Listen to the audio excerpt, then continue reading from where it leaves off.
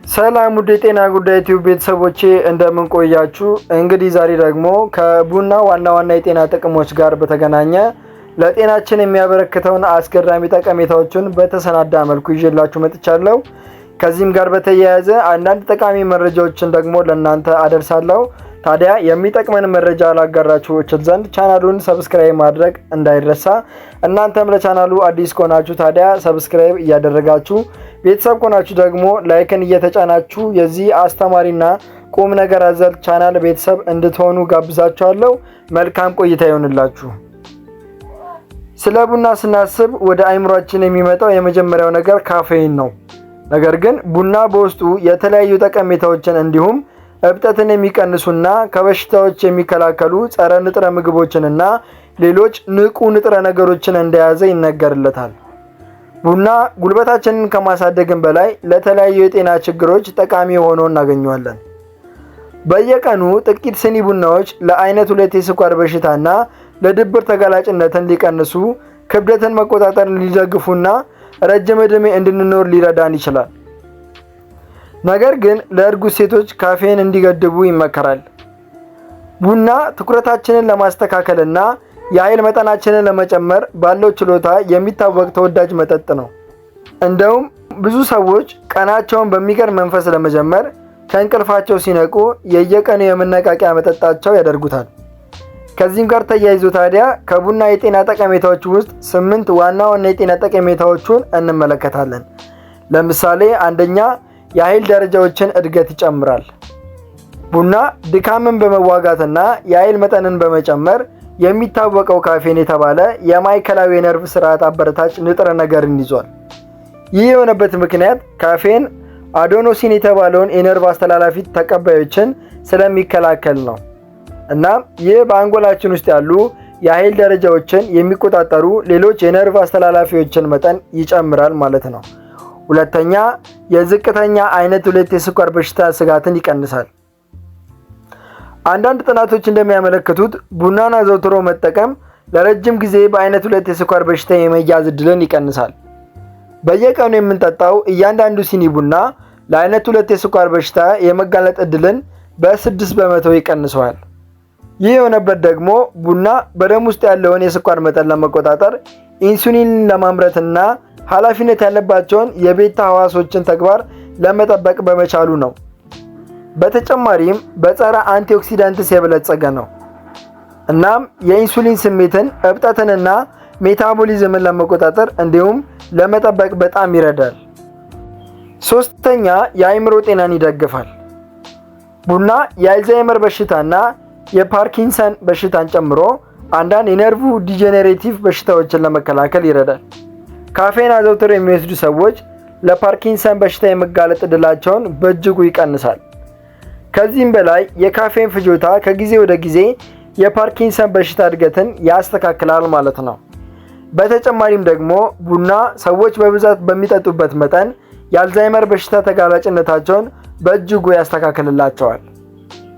እንዲሁም ደግሞ በርካታ ጥናቶች እንደሚያመለክቱት መጠነኛ የቡና ፍጆታ ዝቅተኛ የመርሳት አደጋንና የግንዛቤ መቀነስ አደጋን ለማስተካከል ይረዳል።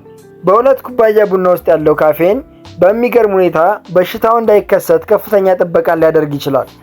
እንዲያውም ዕድሜያቸው 65 እና ከዛ በላይ የሆኑ ሴቶች ቡና ሲጠጡ በአጠቃላይ ለአእምሮ ማጣት የመጋለጥ ዕድላቸው አነስተኛ ነው። አራተኛ፣ ክብደትን ለመቆጣጠር ይረዳል። በሚገርም ሁኔታ ቡና የስብ ክምችትን ሊለውጥና የአንጀት ጤናን ሊደግፍ ይችላል። ለምሳሌ ከፍተኛ የቡና ፍጆታ በተለይም በወንዶች ላይ ያለው ስብ ከመቀነሱም ጋር ተያይዞ ትልቅ የስብ ክምችትን ከማስወገድ አንጻር ትልቅ አስተዋጽኦን ያደርጋል። እንደዚሁም ደግሞ የቡና አወሳሰር መጨመር በሴቶች የሰውነት ክብደት መቀነስ ጋር ሲገናኝ ተመሳሳይ ውጤት አለው ማለት ነው። በተጨማሪም በቀን ከ1 እስከ 2 ሲኒ ቡና የሚጠጡ ሰዎች የሚመከሩትን የአካል ብቃት እንቅስቃሴ ደረጃዎችን የማሟላት ዕድላቸው ከፍተኛ ነው። እንዲሁም ከፍ ያለ የአካል ብቃት እንቅስቃሴ ክብደትን ለመቆጣጠር ይረዳቸዋል ማለት ነው። አምስተኛ፣ ዝቅተኛ የመንፈስ ጭንቀትን ይቀንሳል። ቡናን መጠጣት ዝቅተኛ የድብርት ስጋትን ለመቆጣጠር ወሳኝ ሚናን ይጫወታል። በቀን የምንጠጣው እያንዳንዱ የቡና ስኒ የእኛን ለድብርት ተጋላጭነታችንን በ8 በመቶ ይቀንሰዋል።